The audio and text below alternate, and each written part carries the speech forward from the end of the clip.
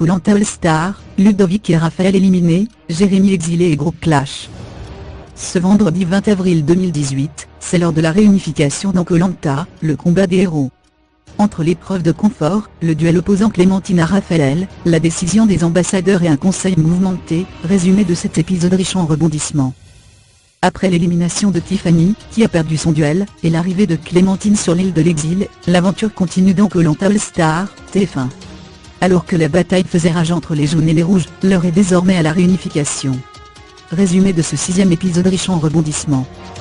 Les deux équipes se retrouvent pour une nouvelle épreuve de confort, en relais. Les aventuriers doivent alors casser 8 pots suspendus au beau milieu de l'océan. Chacun de ces pots contient un bracelet. La première équipe qui rapporte les 8 bracelets sur la plage remporte l'épreuve, et de quoi se faire un véritable festin composé de pâtes, huile d'olive, bolognaise et même pesto. Une récompense qui en fait saliver plus d'un. Par souci d'équité, alors que les jaunes ne sont plus que 4, et que les rouges sont encore 7, 3 rouges ne participeront pas au jeu. C'est Jérémy, Ludovic et Nathalie qui ont tiré la boule noire, et restent donc sur la plage pendant que Yacine, Candice, Javier et Cassandre affrontent leurs adversaires Alban, Pascal, Dylan et Clémence. Les jeunes prennent rapidement de l'avance tandis que chez les rouges, on peine à casser un pot. Finalement, Javier réussit à en toucher un premier et lance le mouvement auprès de ses coéquipiers. Les Toa finissent par rattraper les Wakai jusqu'à une égalité. Alors que les jeux étaient serrés, c'est finalement les rouges qui remportent le jeu. Une belle victoire qui laisse les jaunes amers. De retour sur le camp, les rouges profitent de leur récompense, et se régalent avec des pâtes à la bolognaise.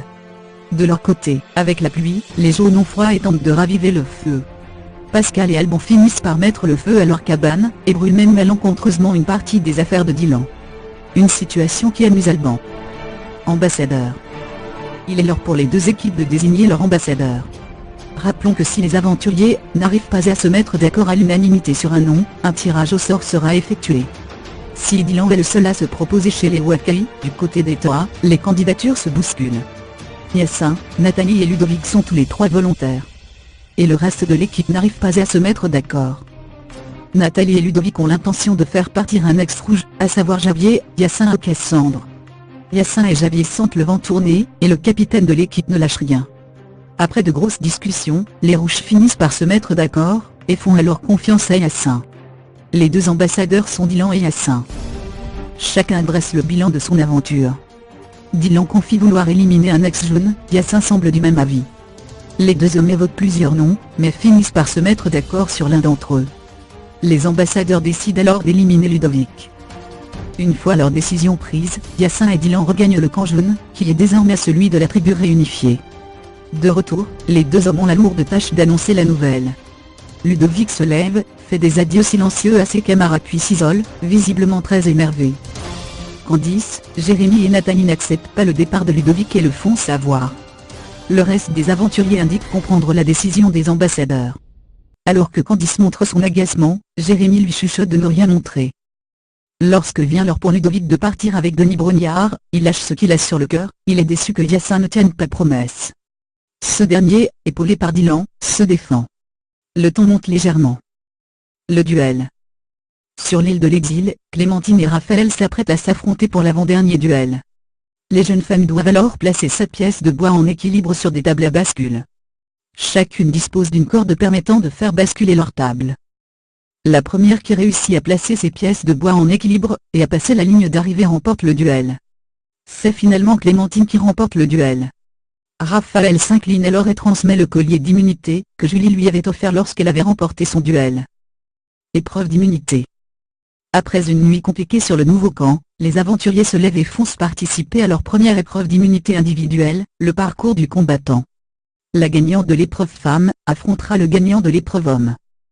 Candice est bien décidée à se donner à fond pour préserver sa place sur le camp. La jeune femme arrive alors première de la course, talonnée par Cassandre. Du côté des hommes, Dylan est en tête, suivi de près par Yacine. C'est finalement Yacine qui remporte la course. L'aventurier affronte alors Candice pour la finale. Après une course d'obstacles, les deux candidats doivent, à l'aveugle, retrouver le parcours qui permettra de libérer leur corde du tableau.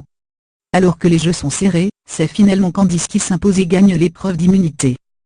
Le conseil. Candice est intouchable pour ce conseil. Quant à Javier, il a déjà une voix contre lui.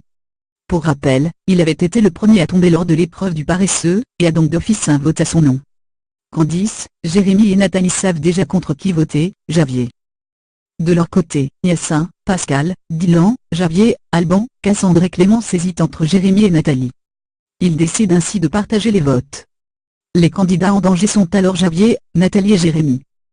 Avant le dépouillement, alors que Denis Brognard demande si l'un des aventuriers a un collier d'immunité, Nathalie se lance « Oui, mais pas celui que vous pensez ».